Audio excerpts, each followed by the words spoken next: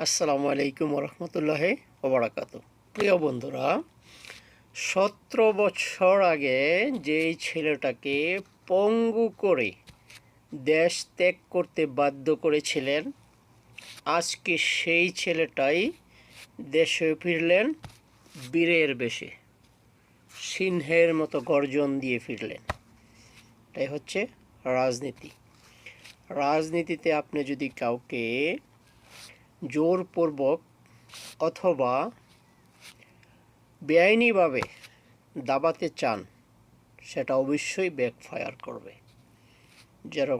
যেরকমটা হয়েছে এই তারেক রহমানের বেলায়। ঠিক আছে, আজকে দেখেন লক্ষ লক্ষ মানুষ এই তারেক জিয়াকে স্বাগতম জানাচ্ছে, অথচ 17 বছর আগে যখন এই ছেলেটাকে পঙ্গু করে দেশ ত্যাগ করতে বাধ্য করা হয়েছিল, তখন কেউ খবর রাখেনি।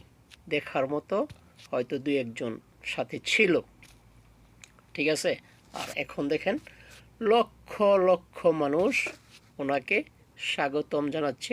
এটা বাংলাদেশের একটা ইতিহাস, এর পূর্বে মানে আমার জন্মের পর আমি দেখিনি, ঠিক আছে। এবং ভবিষ্যতে আপনারা দেখবেন কিনা সন্দেহ আছে।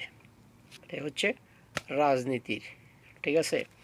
তো যাই হোক, তারেক রহমান যেভাবে দেশে আসছে, দেশের মানুষ যেভাবে ওনাকে স্বাগতম জানিয়েছে, এখন দেখার বিষয় হচ্ছে উনি কিভাবে হ্যান্ডেল করেন, ঠিক আছে। কারণ এই যে আমরা জাতিটা আছি না, এটা কিন্তু অল্পতেই খুশি, আবার অল্পতেই আমরা রাগান্বিত হয়ে যাই। তাহলে দেখতে হবে উনি রাজনীতি কতটুকু শিখেছেন এবং দেশের জনগণ বা দেশ কিভাবে হ্যান্ডেল করেন। আমরা সেই অপেক্ষায়। খোদা হাফিজ।